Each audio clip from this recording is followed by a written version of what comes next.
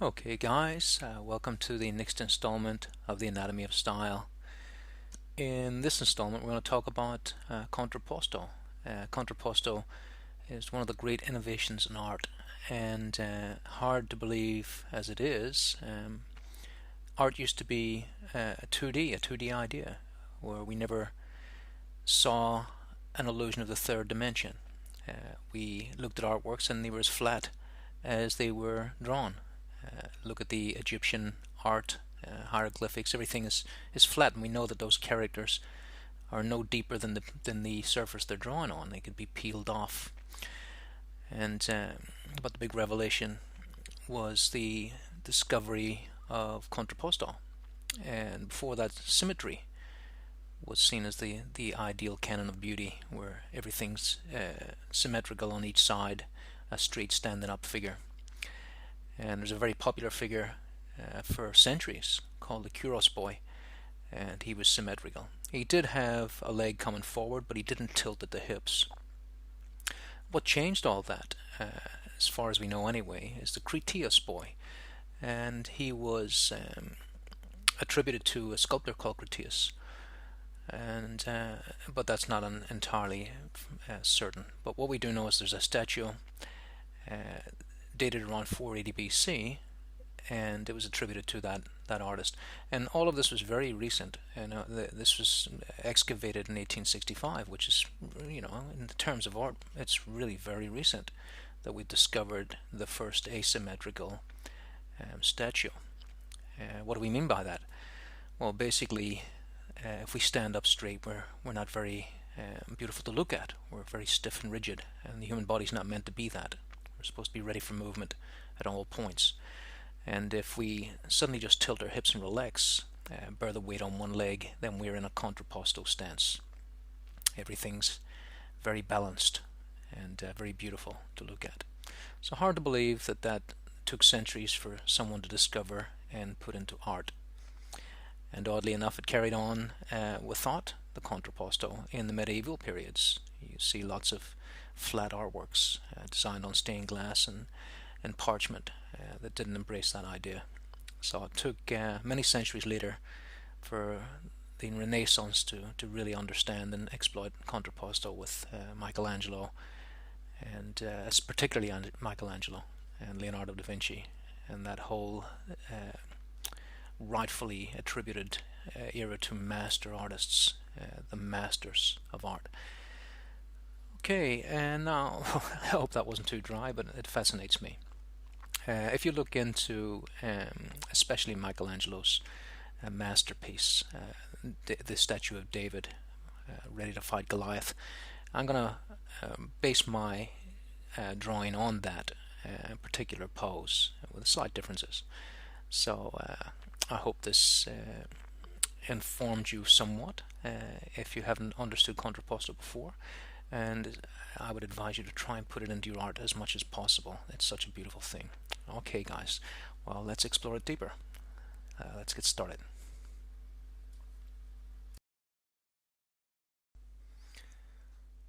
Alright, so here I am with my Conte Paris Sepia pencil. 617 is the number on this one, and I usually have about 3 of these sharpened, so that if one breaks, I can just carry on with the flow. So I'd recommend that as a good method in your working day, to always have some backups, because there's nothing worse than breaking the flow of your drawing by having to stop and sharpen a pencil, especially if the model's standing there as well. You've lost all that time. Okay, as usual, in with my gestural hand. Today we're working with tone paper, and this is a great old method from the Renaissance. Rather than do a big painted study, they would, especially Leonardo and Michelangelo, they would work on tone paper and use the tone of the paper as the middle value of flesh. And it comes in all different kinds of warmths. You can mix it up, but generally the best rule of thumb is to find a mid tone color of the pencil you're going to use, and then the pencil itself will be the darks, and then a white pastel pencil for the highlights, and of course the in-between is the flesh color itself, the paper. Now we slow down here for sanguine drawings, and that's what this is known as. So sanguine means blood in Italian, and blood can be, very dark or very red, and so the colors, sanguine colors, run the whole range. I find the very pinky red ones are a little bit too garish. That's why I'm using sepia here. But if I'm doing a more joyful drawing, a playful drawing, and say just did recently one of a female figure, sort of frolicky Marilyn Monroe kind of pose, and that lent itself to a more reddish sanguine and a more buttery yellow paper. But we're treating this as kind of a serious pose, it's a tribute to Michelangelo's David. And as usual, I'm blocking in the really big, simple shapes first. So, simple to complex as usual. Now you can see the inside of the leg is quite straight compared to the outside of the leg. So the outside of the leg is always tilted in towards the media. There, sorry, the medial line. Media. The medial line means middle, basically, and so the hips are tilted in toward the foot for balance there. So we're not from the very beginning of our actual structure. We're not actually straight up and down. We're coming inwards, and that's what contrapposto is all about as well. It's about balance. If we were just straight up and down, we'd break a lot. If we get hit on the head with something, we wouldn't have all this hydraulic, beautiful, counterbalanced form throughout the body. Now I'm at a disadvantage here. Well, I'm at an advantage and a disadvantage. To film these movies, I have to have the camera above my head, and so I can't come forward. Alright, you'd see a big head. So, and that's ironic because the head that I'm drawing now is in what's known as the parallax view somewhat. And parallax view basically means that your board is tilted instead of straight, and so I'm drawing a head that's a little bit out of proportion because it's tilted away from me. Now, understanding that, I know that that head would be too big if I didn't think about that, and what I've done here is actually made it too small. But as the great Steve Houston says, err on the the dynamic, and he means that a smaller head is going to look more dynamic. So that's where I'm erring on there. So I'm tackling two things at once. I'm anticipating a head that might be too big and making it too small. But that's a better error than making it too big, because I can just enlarge that very easily, and it'd be much trickier to make it smaller. You'd have to make everything smaller. And you can call it a trick if you want, but basically if you do a small head and you have all the proportions in the eyes, the nose, the mouth and everything, and the head's too small, if you just enlarge the skull a little bit, it still works, because people are like that, So it's not a bad thing to keep in mind. So I work with a smaller head to begin with. And for all the atelier specialists out there, they don't have to worry about that. They measure everything with calipers and string and all that business, and so that works fine. But for me, I want that flow of gesture. I want to be able to chop and change things and make the picture more mine, have more of my style, my aesthetics, the way I see things. And that's when we really have to appreciate the genius of Michelangelo. I mean, he had that choice of calipers and string, and still he created a statue that was obviously not built upon that method entirely. If you look at the hands of David, and I'm going to do it here, they're really huge. He overemphasized the size of the hands, and his head, David's head's quite large as well. So I'm going to work with that method. I should have actually measured the David. I have a feeling that it may not be 8 heads high, even though it's very dynamic because of that large head. But I'll do that. That'll be an interesting little thing to do. I might do that. I haven't written the article yet, so I might do that and put it in the article. But I'm working with a model, and this is where I am at an advantage over you guys. I'm working with a model that I know very well. It's me. I've drawn myself many times over the years. I'm very reliable. I'm always there. I don't charge anything, and they say that it's an often said thing that every drawing you do is a self-portrait. Regardless of who you're drawing. Whether it's a historical figure or not, you always put yourself in. So on this occasion, it's quite literal. I'm actually drawing myself. And what I mean by advantages is I know myself very well. I know every curve, every muscle. We are our own best models. And so it's much easier for me to draw me because I know me so well.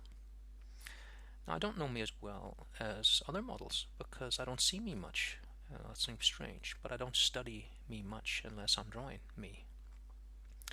But I work with models that I draw many times. I've drawn myself over the years, but not as much as other models that I hire. And I get to know them and their body shapes and the way they move, and it becomes easier to draw them as well. So a good model is a great thing to have. But at the same time, you want to mix it up too, so you get all different shapes. Alright, so I'm not going to work with the 8 heads high idea here. It's something that I learned very well, and I think everyone should.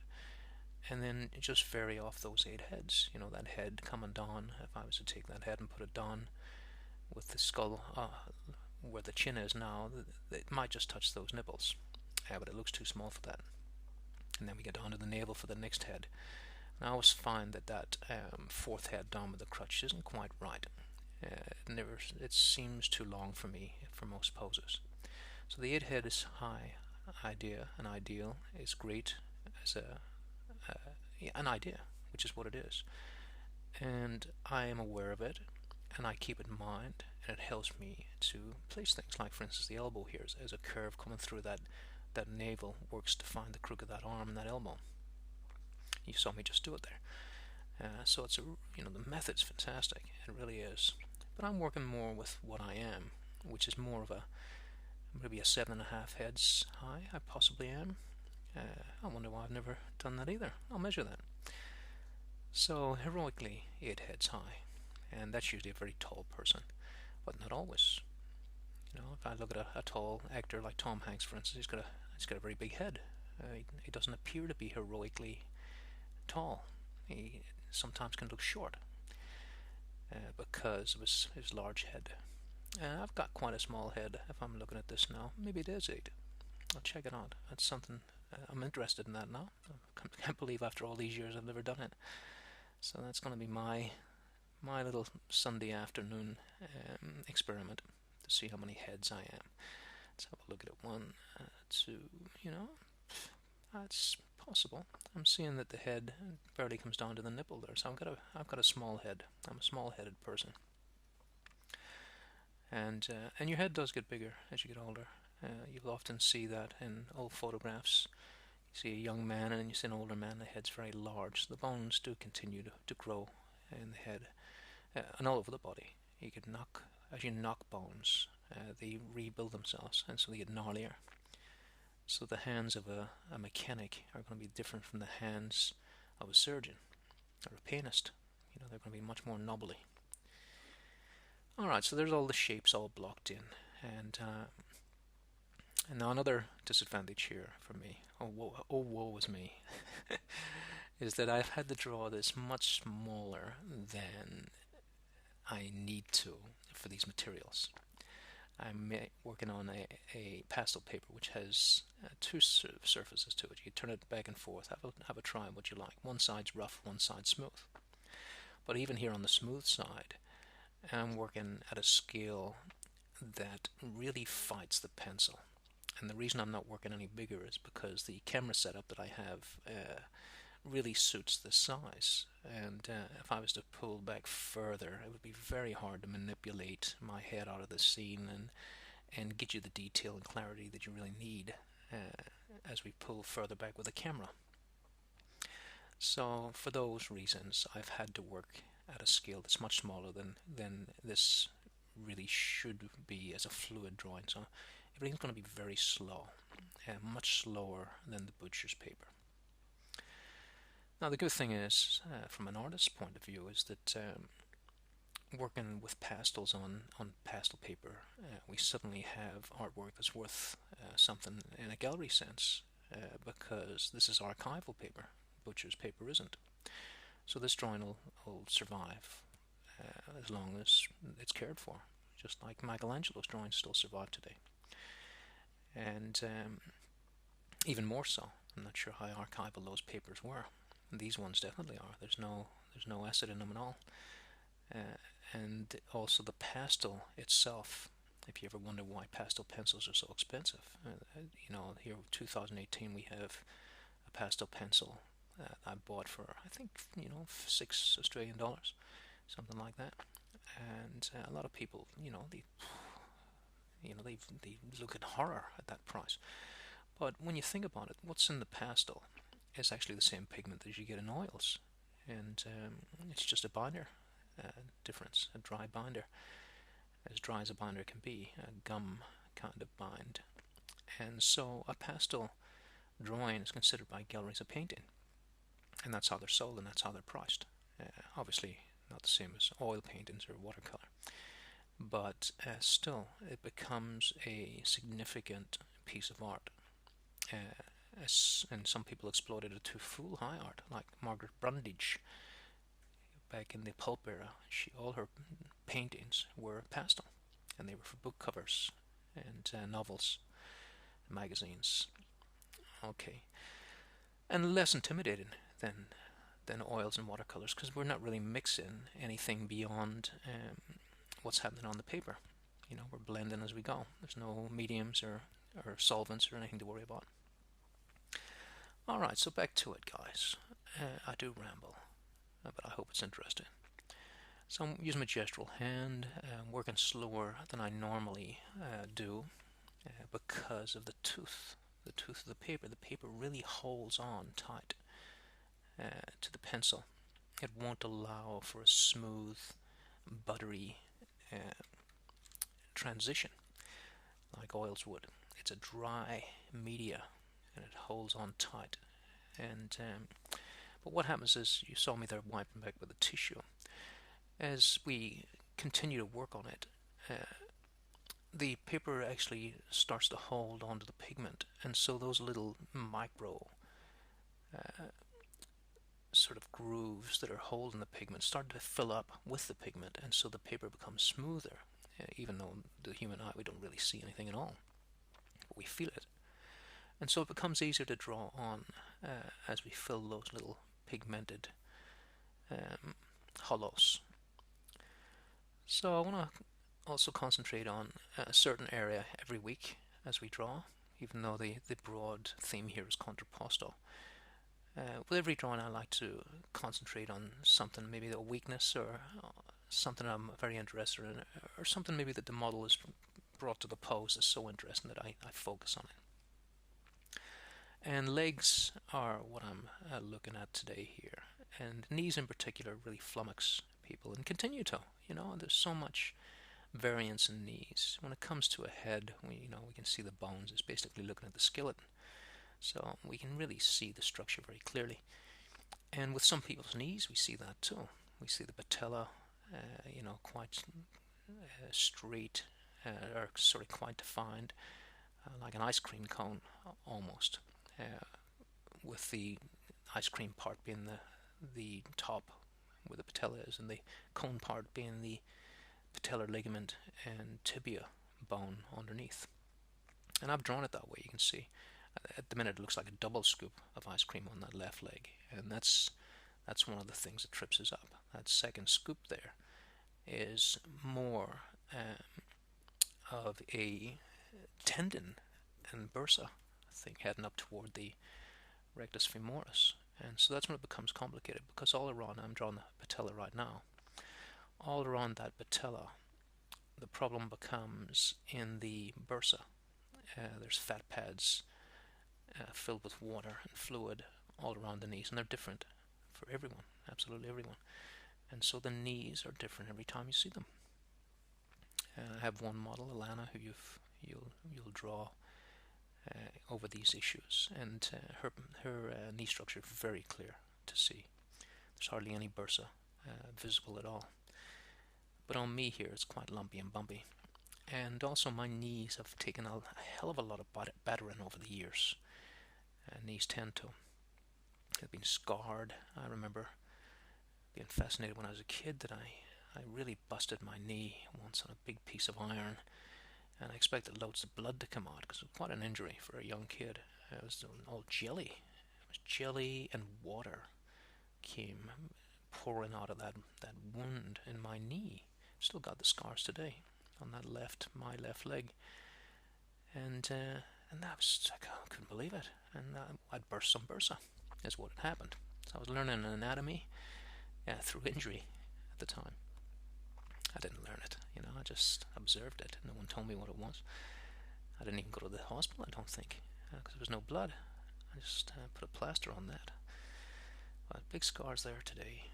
And I'm leaving them in. I want a bit of interest in my knees. I'm documenting me here as I go.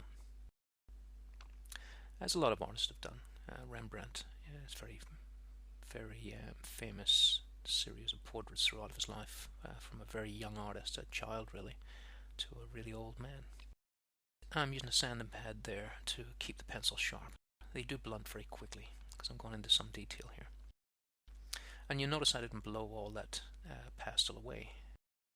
I'm being very frugal there because I want to use the pastel powder that I've taken off this pencil, waste nothing, to use later,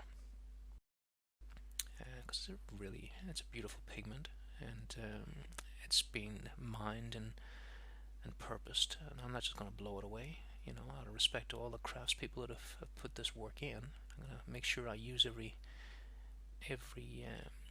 atom of this powder rather than blow it around like a Neanderthal. So I'll keep that for later.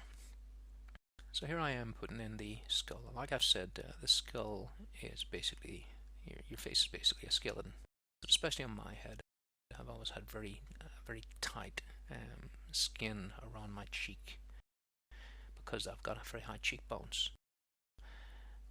Somebody once unflatteringly said to me, "Luke, you've looked like you've got work done," meaning surgical work. And I think it's because those big apples in my cheeks, the cheekbones. It used to be absolutely more when I was younger, and flesh is fuller, really shone like apples. But now, as you get older, you can see the changes that happen as you get older. Your skin gets thinner. It's less plump, less full of water. And it starts to fall as well with gravity. So you'll start to see age happening around the bottom part of your face. I always thought it would be the top part with the wrinkled eyes, but it isn't that at all. It starts to fall down around the jowls is where you start to get all jowly. And the more flesh you have, the more jolly that looks. There's some great actors that become more fascinating in their features for that very reason. Walter Matthau from the 70s, I remember particularly, was very jowly. And Tom Hanks is quite jowly too, since we talked about him earlier. I think he'll continue to look a bit jowly, and more so later. There was a movie called Turner and Hooch he was in, I think. The dog reminded me of him. They say a lot of people buy dogs that are a reflection of themselves. That seems to be very, one of those cliches that are quite true. Sounds like I'm going off topic there, but it's not. I'm talking about always observing the world. Always take time to see what's going on, and it'll help you with your characterization of certain people and creatures or whatever it is you're designing. I obviously work in the creative industries, which is funny. That's the faculty I teach in the creative industries, QUT here in Australia. And being creative is all about seeing, learning to see, always looking, always watching. One of my favorite pastimes is people watching.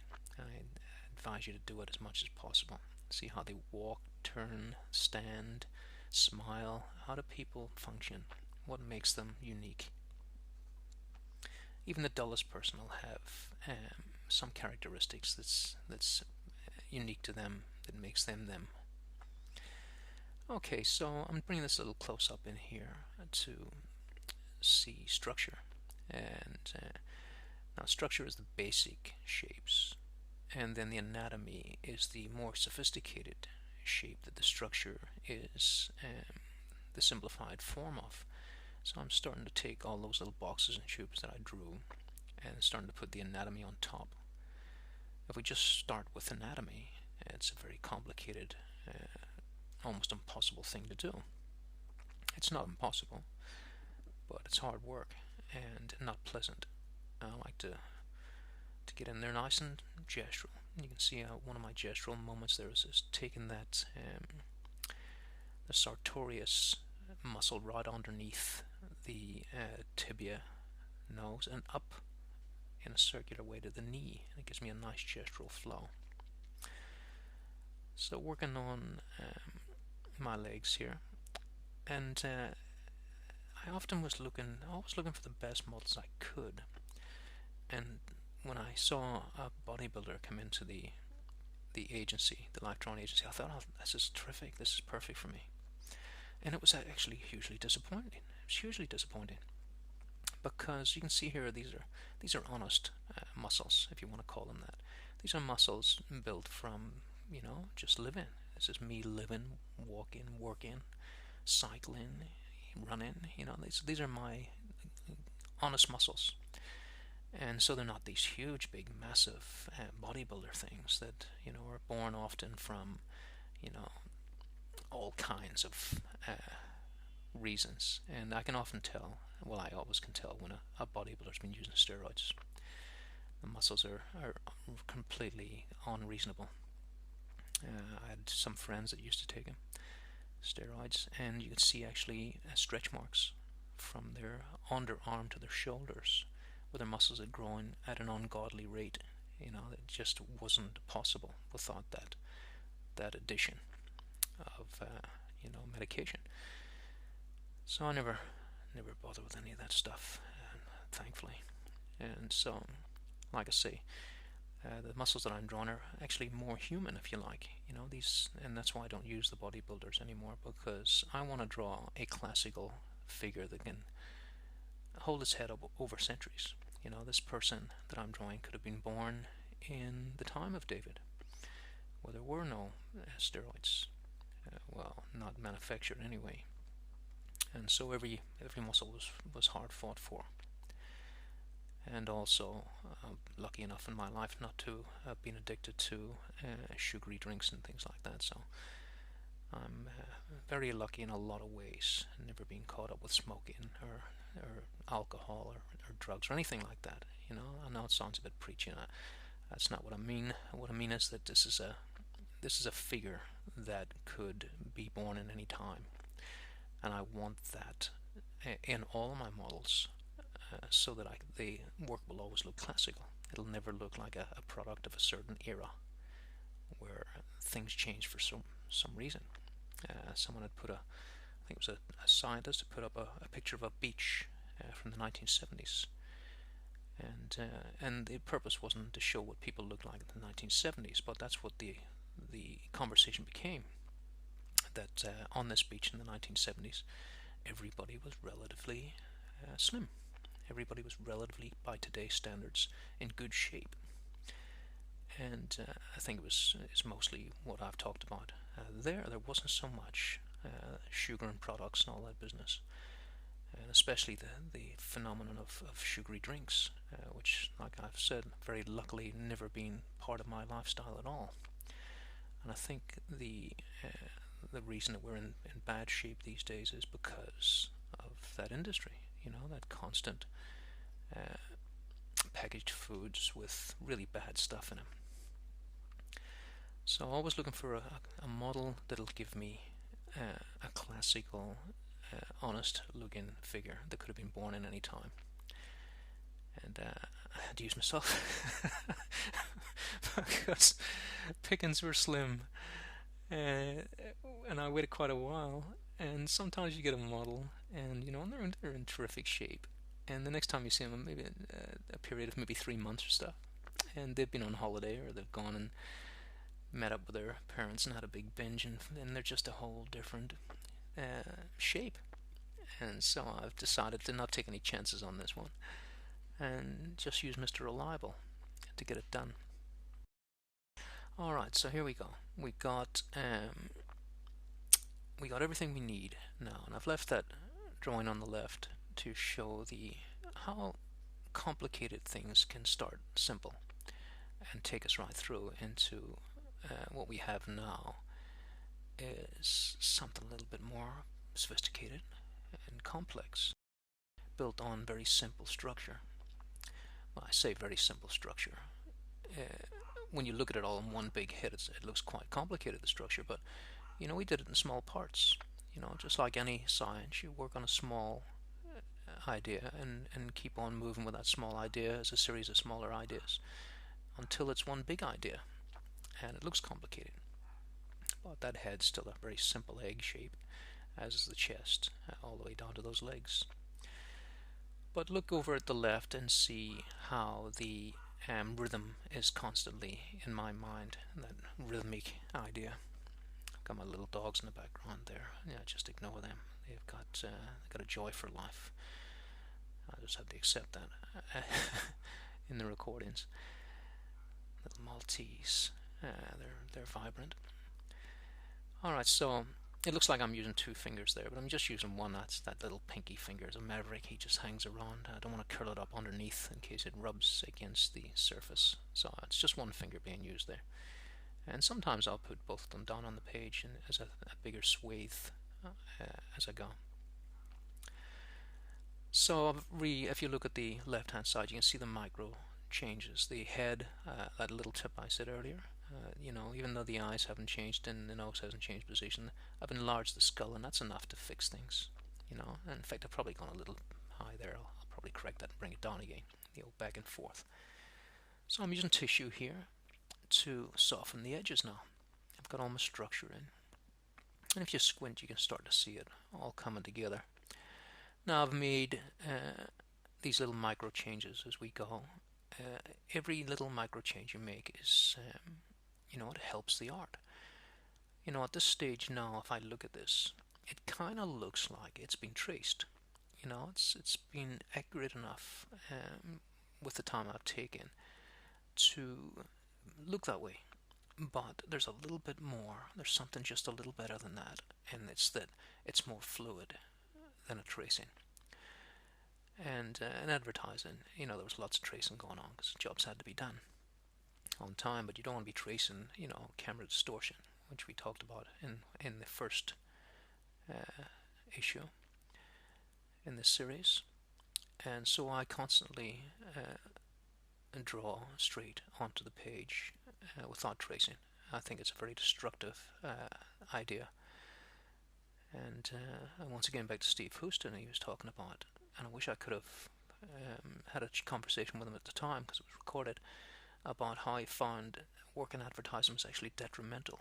It made his work, he made him less of an artist. And I'm pretty sure he was talking about the camera lucida or obscura, which means just basically tracing an image, and you start to lose your skills. You stop thinking about anatomy, you stop thinking about how everything comes together, and you just mindlessly trace lines from a camera. And in my opinion, there's nothing wrong with tracing. If you're in a professional arena, you've got to get things done because it'll never be the same anyway. You'll make so many changes to it. And so, ironically, I think the only people that should be tracing are professional artists, the ones that know what they're doing. I don't think it should be, if you're starting out, you shouldn't be tracing at all. I think it's crazy. Crazy idea. Maybe trace over the top of an old master and see how they did it. But to be using photographs that you trace from constantly as part of your work method is very destructive, I think. And that's my opinion. And but go ahead and do it. There's no rules in art if you want to do that. And a lot of people are very successful doing that. But it's not my style. And I don't think it's cheating either. I don't think there's such a thing as cheating in art. Otherwise, we wouldn't have photographic art. You'd say it's all cheating. He traced everything. He pressed a button, traced life with one click. So art's art. Everything else is everything else. But my personal methods is I don't trace. In my mind is I love this. I love to draw. I love to explore this mystery, this ever-changing challenge of drawing the figure. Just love it. So why would I deny myself the pleasure of this puzzle and the beauty that I can bring to it and my own personal vision? So, as usual, you can see that I don't erase really unless I'm drawing with eraser. So there's been no erasing done. And there's been adjustments. Pentimento, one of my favorite things. So that happens. But basically, if we take our time, especially at the start, we really shouldn't have to erase much, if anything. You know, if you draw it lightly, you just make changes to the line. And take your time with it. You know, if you want to go fast, go slow. So I took my time building this up. It took a long time over it. You see great artists like Glenn Vilppu going very, very slow, really thinking about every line they make. And even though they're going slow, they're actually going quite fast because they're not making errors. They're moving forward at a very steady pace that ends up really being fast. And if they'd rushed through it and been correcting errors over and over, I see students all the time, you know, they're going very fast, and then they're getting their eraser out, and they're erasing very fast, and then they're drawing very fast, and they're erasing very fast. And basically they're not going forward at all. They're just going back and forth. And they're not getting any better, you know, because every time they make an erase, they make another error at the same time because they're just going too fast. They're not thinking. So my philosophy is analyze, understand, and draw. AUD is my little acronym for that. And because Australian dollars, that's where I'm living. You can find your own, you know, always keep it in mind. You know, analyze everything you do. And everyone's a little different. You can see that I'm hitting the shin bone there with this kneadable eraser. And by the way, the kneadable eraser isn't bought pink like that. It's just a standard kneadable eraser. I just keep them separate from the erasers that I use for charcoal. And they just become the color of the pigment you use. So, in case you're wondering what's going on there, that was just an ordinary grey kneadable eraser. And I keep it in a separate box with my sanguine. Oh yeah, on the shin bone there, you can see there's little nodules going down. So that shin bone is no longer the classic curve. And what that is basically years of wear. And one of those wiggly lines just below the knee there is very recent. Come out of, you know, you get up in the middle of the night to go to the bathroom and you whack your shin on the coffee table.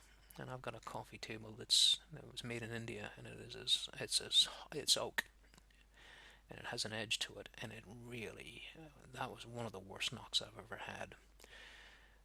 You know, the one you have to do the superhero pose, go down on one knee, bite your knuckle. It was one of those. And it wasn't until a few weeks later that I realized I'd chipped the bone right deep in there and knocked the bone completely out of a piece of bone off. I didn't go to the hospital or anything. My body must have eaten that up. I don't know where it is, but I can feel it very strongly now. So I can see an injury that I've done. And it's now a part of me. It's part of what makes my leg a little different from other people's legs. When you look at it from here, it kind of looks almost like a varicose vein, but I don't have those. So that's a knock. That's a whack that really took a chip out. So I'm using various erasers here, which is strange because I don't really use erasers much for erasing, but I use them for drawing a lot. And I'm using a mono eraser here. This one has a chisel edge to it. I like the chisel edges, as I like the chisel edges and brushes. When I draw, I very rarely use the pointed brush until the very end of a painting when I'm doing detail. And so my philosophy of drawing is very much the same philosophy I use through every process. I paint the way I draw. It's just different tools. So looking here at those moments I talked about as we get older, things change, and just right there, just under the chin, that's where I've noticed that I've got older. I can feel that little moment where the skin is no longer as tight as it used to be, but I can see it, I can feel it all the time. So, like I say, very lucky to remain the same sort of shape as I've always been, and so the incremental changes are slight for me to see, but they're there. They're definitely there. And in the skull, I like to keep that, especially for these sanguine drawings, I like to keep that as simple, as characteristic as possible, not to put in too much detail. Because I don't want every picture to look like me either. You know, I don't want to. It was great for Rembrandt, but you know, if I'm working on fantasy artworks, I don't want every picture to be me. I want to change that as we go. So here I'm already thinking about this being a pirate was the first thing I thought. That's why I put these little pirate shorts on. I thought a pirate to begin with, but the more I thought about it, the more I started to contemplate other stories, and it came to my mind that, you know, as we go along here, that this could be a Native American warrior, and they came in all different types of, all different kinds of sort of styles, more than have been documented. You know, when you see one tribe, you'll see tribal markings, and another tribe be totally different.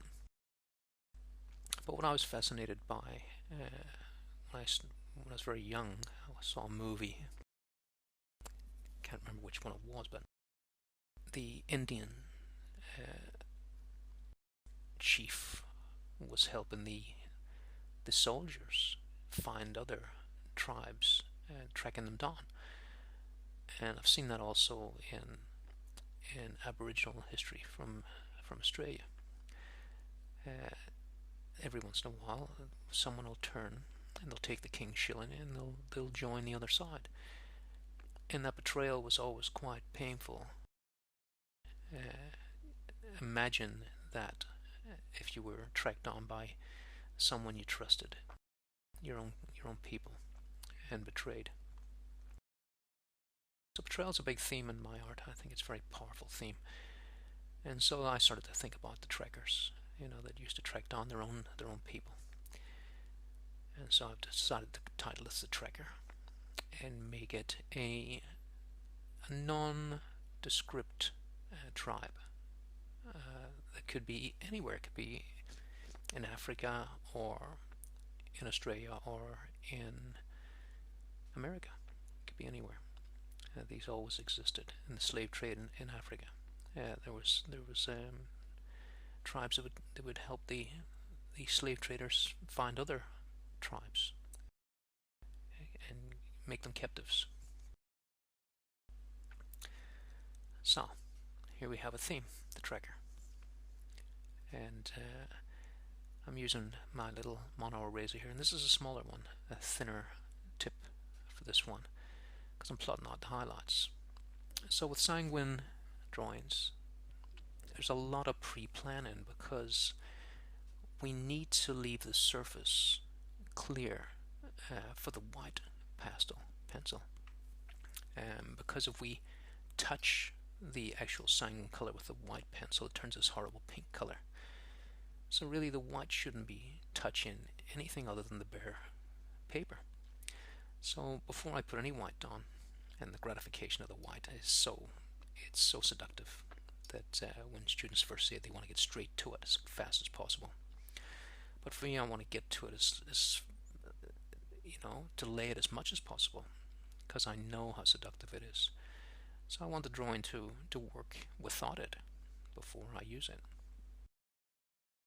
So the idea of the tracker in mind now that I'm starting to think about, you know, they came from one world, and then these strange people came from another world, and they had technology with them.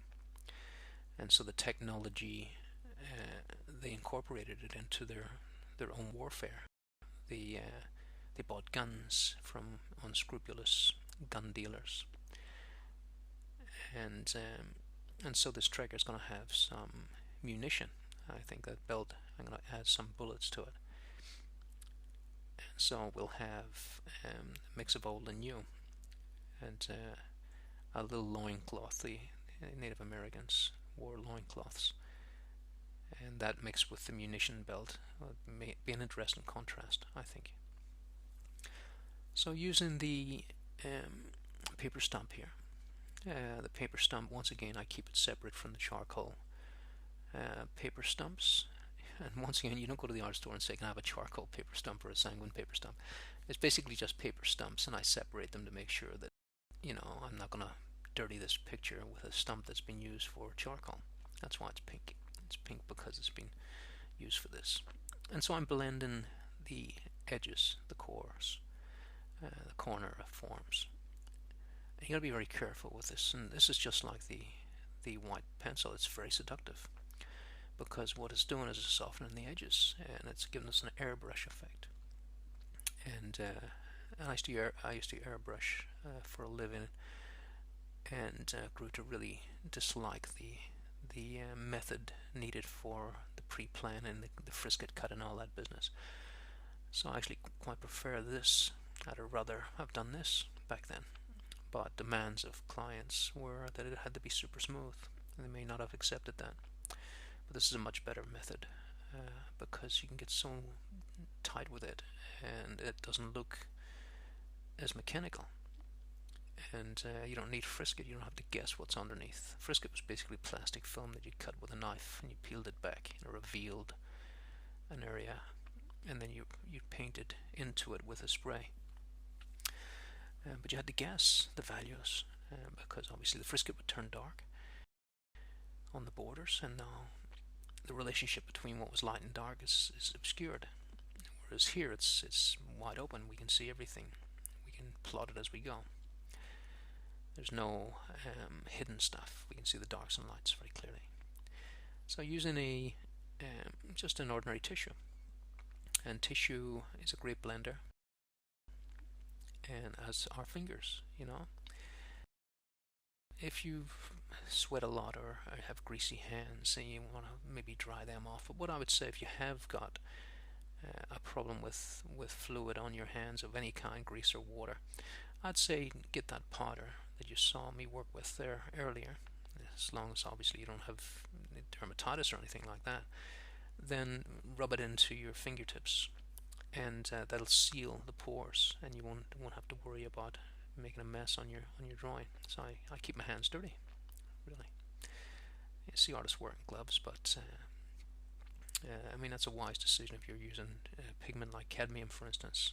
We don't have to digest poisons to get them into our skin, into our body, because they can go through the skin. So be very wary of any labeling on the back of oil colors in particular.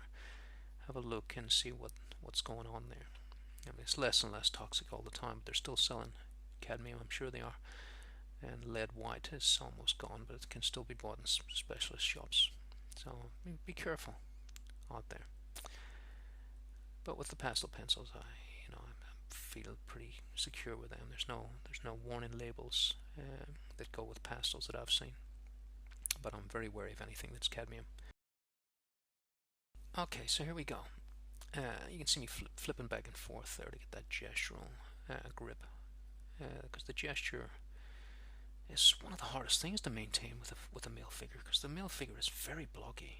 It's basically we're a waist-wide tube that varies off that tube size here and there on the rib cage, for instance, but it's still quite a tubular thing. Whereas the female figure is just beautiful. We get the wide hips, and then the narrow waist, and then the not so wide torso open up to the slender neck, and it's just beautiful. Everything just gorgeous. But with a male figure, block all the way. Look, those blocky arms. There's a lot of fighting going on there for me to make those arms gestural. We can find it in the forearm. We can find it in the pose. I'm going for that Michelangelo's David, very giant hand there, just as a tribute to him. Going for a bigger hand. So the hand comes at its full length halfway down the thigh, and once again I've gone for not quite an 8 heads high figure here. We get 6 heads down to the bottom of the knee, for instance. So my femur's a little short, as it is in real life. I'm an average person that's not, this idealized giant. And so you can see it in Frank Frazetta's drawings as well. And I think that's why his are so timeless, is that his figures were basically 7.5 heads, 7 heads high. I think his female figures were probably 7 or even less. And so if we look at his figures, the female figures in my mind tend to be, or look to me to be 5'2" probably, and the men about 5'9", which would have been in Frank's era an average, what you would have seen in the streets, and it certainly was an average where I grew up as well. The women were around that size, whereas today, I've got students, female students that are over 6 feet tall, quite common. In fact, I've got one in my class at the minute, and she's really enjoying her hike. She wears shoes, big high shoes too, so I think she might be, in her heels, almost 7 feet tall. So that's, in my time, that was ridiculous. It was unseen. We never seen it. There was no such thing, whereas I was growing up. So I like this timeless idea that everyone's a little bit, not average, but could be real. It's the reality that helps us feel this exists. This person is a real person. And if everyone's 8, 9 heads high, it all looks a little bit suspect, a little bit like it's the exception rather than the norm. And you might go, well, I want the exception. Absolutely, go for that, 100%. Robert McGinnis did it, and his work is just fantastic for that very reason. So whatever choices you make are your choices, and whatever, that's obvious, but what I mean by that is it makes your art yours. Whatever your aesthetics are, you might like very long-limbed drawings. All your drawings become long-limbed, and then people go, that's the style. That's that person's style. So I like my style to be a classically timeless figure. Someone you could really relate to and say, that's not a bodybuilder. That's not a model from the 1980s. I want this to look like a person from any century at all that could come along and just, and you don't doubt it, And back to the bodybuilders, that's why I don't use them anymore. I had a run on a class, and I was critiquing work. I was going around, and one of the women had drawn a big bubble hanging down from the leg, from the back view, and I says, I think that's a little off. She says, that's how it was. I said, let's have a look, and I asked the model to pose again, and sure enough, his vastus medialis muscle was so heavy from steroids. Let's be honest, that's what it was, because it's just impossible for this bulge to be so heavy that it hung right down, and from the back it was wrong. It just did not. In any other century would not exist, except as a tumor. And so that's one of the reasons I stopped using them completely. It sounds like I'm bagging bodybuilders. I've got a natural bodybuilder that doesn't use steroids, and he's just fantastic, but he's hard to get hold of, So it's that. It's the everyman that I want, an exceptional everyman that I want in my drawings, and an exceptional every woman. Someone that you say there's a mountain climber, there's a tough ironmonger. Whatever their shape is tells you what they do in life, rather than here's what I did in the gym today. I developed these muscles. So I got a model called Marcus, for instance. He climbs, he's a mountain climber, and so his back is very defined compared to the rest of him. And you can look at him and you just go, that guy, he climbs mountains. That's what he's built like. And that's what I like. I like to read a story into the muscles. That isn't just, here's the lat machine, here's the, here's what I worked on today. Here's the calf. Machine did this. And once again, that's why I think Frank Frazetta's artwork's so timeless. His characters look like that, and I think it's because he mostly drew himself. He's like me. He had a model that he understood very well himself, and he used that as a premise, and it worked very well for him and his wife Ellie as well. So there, once again, back to the first thing we talked about. Every drawing you do is autobiographical. And we're just drawing ourselves.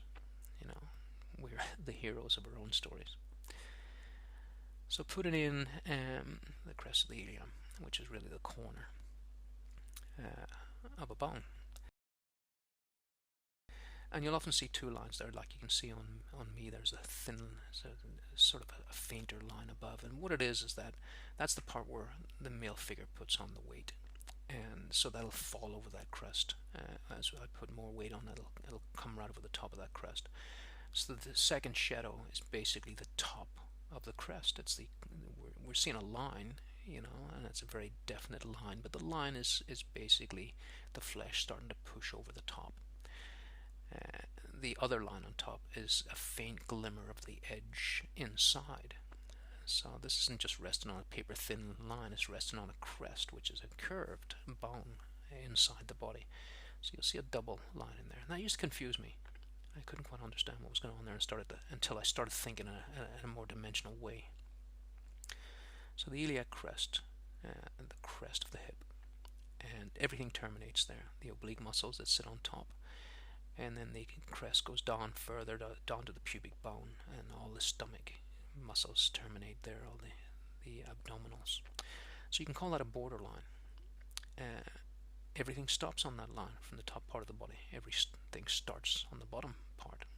We start to get the tensor fasciolatae coming off that, and the rectus femoris just a little bit below, and the tendon, and around the back we got the gluteus medius and maximus, and they're all once again terminating around the back on that ilium, the whole ilium bone.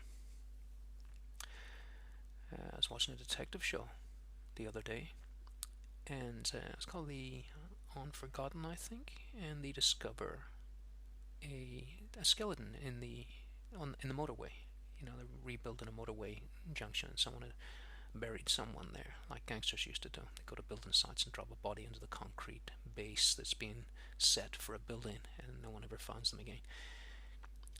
And he had in his hand, the detective, a bone, and it was the ilium. I could see it right away. And they go to forensics with it. But I'd already made my decision. I said that's a female femur right there, based on its size and its tilt. And as a young, small person too. And all that's revealed later, through the forensic. So I could see it right away, and I was quite proud of myself. And I proudly announced it. That's a young female femur right there, in my boasty, braggy way. And sure enough, it was. So it's all fascinating, the whole thing, And we can see here now, if you look back on that first drawing, how small that head was, how much I've corrected that since. So little micro corrections as we go. And back to one of my biggest philosophies is always be drawing, as I'm not rendering at any point here. It may appear that way, but I'm not. Every time I pick up a blender, I'm not just going, I'm going to soften all these edges. I'm saying to myself, I'm going to soften these edges and improve them as I go, and gesturize them, make them more fluid as I go. So I'm always thinking like that. So here we are. We're coming very close to the end now, and I'm taking that sanguine from one spot and place it in another. So sometimes you get a lot of powder on your page, and you can choose to blow that away if you like, or to take it and use your actual drawing as a palette. So I've taken where the sanguine is really just sitting on the paper and moving it around. I'm trying to feel gestural lines throughout. And you can see I've added now my idea of the tracker. I've added on the traditional and the the modernized, for the time anyway, gear that this trekker would use. You know, the munitions belt for the bullets that he would have been given by, you know, the army, and just his regular hunting hatchet, and you know, whatever he would wear traditionally. And it's this mix of cultures that made this an interesting idea to me. So, like I said before, I've been delaying all along, even though that looks like white now on the chest. It isn't really. It's the contrast, and that's what the illusion of contrast is. That what appears to be white on the chest there is really just the same color as the paper. The illusion is created by the fact that I put sanguine next to it on the outsides. But all this has been building up to the big show, the big, you know, the white pastel pencil that'll really make this pop. And this is why the old masters did this. They worked on a three-value system, really, you know, a mid-tone, a dark, and a light. And it was done very quickly, because one of the hardest things is the mid-tones. And the paper is that already. So quite a smart, well, they were smart, weren't they? Leonardo. You don't get smarter than that. So here we go with the big crowd pleasing white. Any pencil is fine, so you can't go wrong with a Conte white, or a pit, which is what I'm using here, a pit charcoal white. It's odd to hear it called charcoal when it's white, but that's how they're sold. So I'm picking out, to begin with, the absolute highest lights, because I don't want to go crazy with this. It screams amateur if it's just white pastel everywhere. You know, it ends up looking like someone's painted white. So I'm hitting the highest lights first. Look how it really sings. It really bangs off the page the second you put it down. That's why I like to leave it to the last. And that's why I'm putting the highest in first, the middle. So in my mind, nothing can be brighter than that. And so every white I do after this has to be subdued beyond that. So you could say that I'm actually plotting out a boundary here. You could say that this is the point we don't get any brighter than. We can get very close to it, but especially on the shoulder, for instance, where we get a lot of oil and light, and because that area of the body gets a lot of sun, it tends to have more contrast in it, and when the light hits. So I'm just peeking the top of these bullets in the belt, and this is an illusion too. You know, that just those little dots there, your mind fills in the rest. We feel there's a lot of detail there, but there's nothing really going on. That's one of the great things about art. It's the illusion of detail. In fact, what I love more than anything is to look at something that looks like it's very detailed in artwork, get up close and it's actually abstract brush strokes. That for me, that's a bravo moment. I want to applaud the artist that they managed to do that, to get up close and just see detail. I'm disappointed, to be honest. It's almost like showing off. It's nice to here, see what I did. I'm technically skilled, rather than I'm an artistic artist that loves gesture and brush strokes. So, and once again, not to discount technique. Technique is so important, but I want to really fight everything so that nothing goes, here I'm a great technician, here I'm a great this or that. I want for the art to always be the star of the show, not the technique, and the feeling to be the star of the show. You know, what was I feeling when I did this? I don't want to be feeling that I was showing off. I want to be feeling that pinch, for instance, of the rib cage against that oblique. I want to feel that pinch. I want to feel it. I can feel it now, thinking about it. And if we put ourselves into the artwork that much, then it should all ring true at the end. All right, now, having said about that white, here is Amateurville Central. Right here, if we were to leave it like that, okay, and because this is a study, I want to get in there and really hit all of these highlights. But my main thought here is to get all of that out again as quickly as possible. Not as quickly as possible, but to take it all back out again. So I'm just having, a bit of fun feeling the light source of every corner. So you can call this a study in anatomy, just feeling how it all fits, how each bone pinches against the next bone, how the serratus are wedging in there on the sides, and really exploring, myself again. How have I changed over the years? It's interesting to see on myself, how I've become this evolving creature, this changing thing over time. It's still me. I can see it's still me. It's still me as a teenager, still me as in my 20s and 30s and 40s, and now I'm in my 50s. It's still me, but there's variations, there's changes all along. But like I say, easy for me to draw me. Now here we go. Let's subdue everything now. Now you can really start to feel the flesh as I go in with the tissue and the blender and start taking this stuff out, with an eye on the metal all the time, because I want to get this back down underneath that height of white. So one eye on the metal every once in a while, and if I'm not underneath, what I mean by underneath, if my value isn't lower than that white, then I have to take more out. And that's what I'm doing here. So I'm blending with this stump. Now note that the stump is a clear brand new stump, and they're very cheap, these stumps. So I'll wipe the end of that every once in a while with some tissue. You can see when I take the stump away, that's what I'm doing.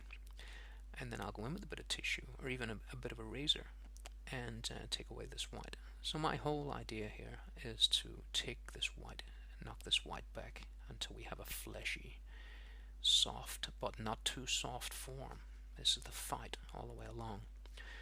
So I look for the hard edges, where the last set of the upper abdominals are, for instance. So if you look at the rib cage there, and you see a very dark corner of that 10th rib, and then there's a little stair step down just before the navel, and that's the end of the top abdominals. And sometimes they land right on the navel, but usually I find above, and for me they're quite a little bit above there. See, I'm working underneath it at the minute. And also the abdominals aren't symmetrical. Asymmetry is something we have to think about with contrapposto all the time. What's the other side doing? And it should be a little different as well. And so with the abdominals, I remember once again Frank Frazetta. He's a great artist, so I always refer back to him.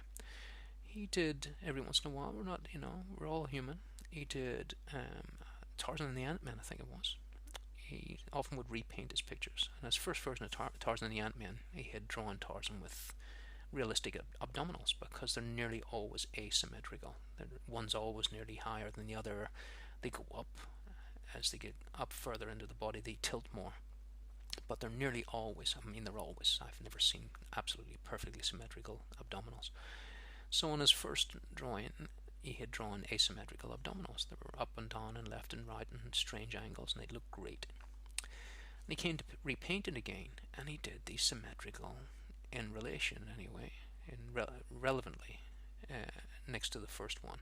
Very much the classic corny six-pack abdominals, and it looked beneath his standard for that reason. It's like he'd fallen asleep at the wheel. So I'm very disappointed. I don't know why that happened. He just wasn't paying attention, or maybe wanted to be perfect or something. Some strange idea that isn't the opposite of Frank. An off day. So asymmetry is great. Now here's that powdered sanguine that I've been saving, Mr. Stingy. And it's great because it means I can get it done in a big swathe. And what we don't want to do is, and you see I've actually thrown it there at that point. See that? Thrown it right over, and it lands in a little haphazard way, which is terrific. Yeah, we want to keep it one pencil. If I was to get another darker pencil, which is tempting to do and get into the really, really darks, you can do that too. But I found that it just loses its life a little. But I want to have a big swathe of the same color, and the way I'm finding that is to take it from the shavings. And you see, that's nice. What I'd like to have is an absolutely perfect sized block of this exact same pigment. I'll have to go search for that. And what I've done to counter that is to really break a piece off the pencil, shave the pencil down to a long pencil lead, and then break the lead end off, and then sandpaper it into a little square, and use the actual pencil itself without the wood on it as a kind of a kind of sanguine block, but it's very thin. You can actually see a little dot appeared there, and that's where a touch of grease has been on the paper at one point. So I don't worry about it. I like blemishes. I like to see even coffee stains on a drawing. Anything that pertained to the life of the artist as they drew. So I'm using a big block eraser there just to get some texture in the background. Throw a bit of texture in next to flesh, and it really makes the flesh all the softer just by contrast. I'm trying to find some rhythm in there. So with the sanguine drawings, always fighting for rhythm.